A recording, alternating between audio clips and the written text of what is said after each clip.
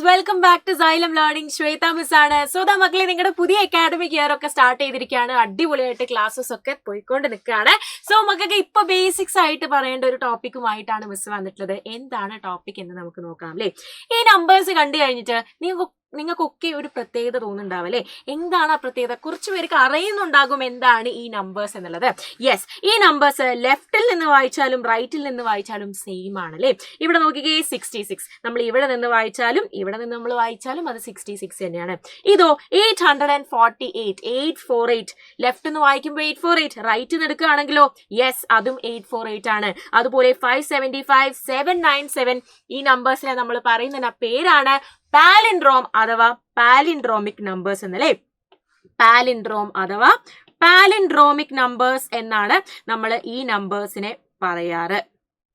Yes, palindromic numbers. ഇനി നമ്മൾ ഇതുമായി ബന്ധപ്പെട്ട ഒരു കുഞ്ഞ് ആക്ടിവിറ്റിയാണ് ചെയ്യാൻ പോകുന്നത്. എല്ലാവരും ശ്രദ്ധിക്കുക. എന്നിട്ട് ലാസ്റ്റ് ക്വസ്റ്റ്യൻ നിങ്ങൾക്ക് ചെയ്യാനുള്ളതാണ്. അത് നിങ്ങൾ കമന്റ് ബോക്സിൽ കമന്റും ചെയ്യാം കേട്ടോ. സോ മക്കളെ, 34 എന്ന് പറഞ്ഞ നമ്പർ നമ്മൾ എടുക്കുകയാണ്. ഈ 34നെ മിസ് റിവേഴ്സ് ചെയ്തിട്ട് ഇതിന്റെ കൂടെ തന്നെ ആഡ് ചെയ്യാൻ പോവാണ്.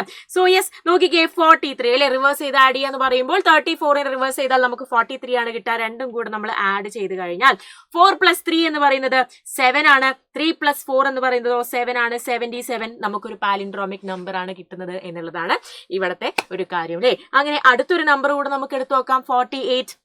48നെ റിവേഴ്സ് ചെയ്ത് കഴിഞ്ഞാൽ നമുക്ക് എന്ത് കിട്ടും?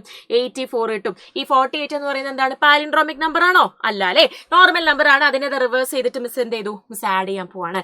സോ 8 + 4, 8ഉം 4ഉം കൂടെ കൂട്ടിക്കഴിഞ്ഞാൽ നമുക്ക് 12 കിട്ടും. വീണ്ടും 8ഉം 4ഉം 12 + 1 എന്ന് പറയുന്നത് 13 ആണ് അല്ലെ. 13 വരും. സോ 132 എന്താണ്? ഒരു പാലിൻഡ്രോമിക് നമ്പർ ആണോ?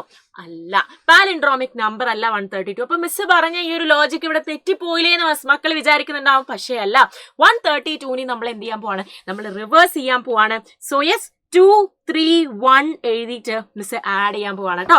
2 + 1 എന്ന് പറയുന്നത് 3 ആണ്. 3 + 3 എന്ന് പറയുന്നത് 6 ആണ്. വീണ്ടും 2 + 1 എന്ന് പറയുന്നത് 3 ആണ്. കണ്ടോ, നമുക്കൊരു പാലിൻഡ്രോമിക് നമ്പർ കിട്ടിയില്ലേ? 363 കിട്ടിയില്ലേ? ലെഫ്റ്റിൽ നിന്ന് വായിച്ചാലും റൈറ്റിൽ നിന്ന് വായിച്ചാലും അതെന്താണ്? യെസ്, സെയിം നമ്പർ ആണ്. സോ അതുപോലെ നിങ്ങൾ ചെയ്യേണ്ടത് 76 എന്ന് പറഞ്ഞ ഈ ഒരു നമ്പറിന്റെ റിവേഴ്സ് നമ്മൾ എഴുതിയിട്ട് നമ്മൾ ആഡ് ചെയ്യുക. അതായത് 67 അല്ലേ. 67 നമ്മൾ ആഡ് ചെയ്ത് നോക്കാം.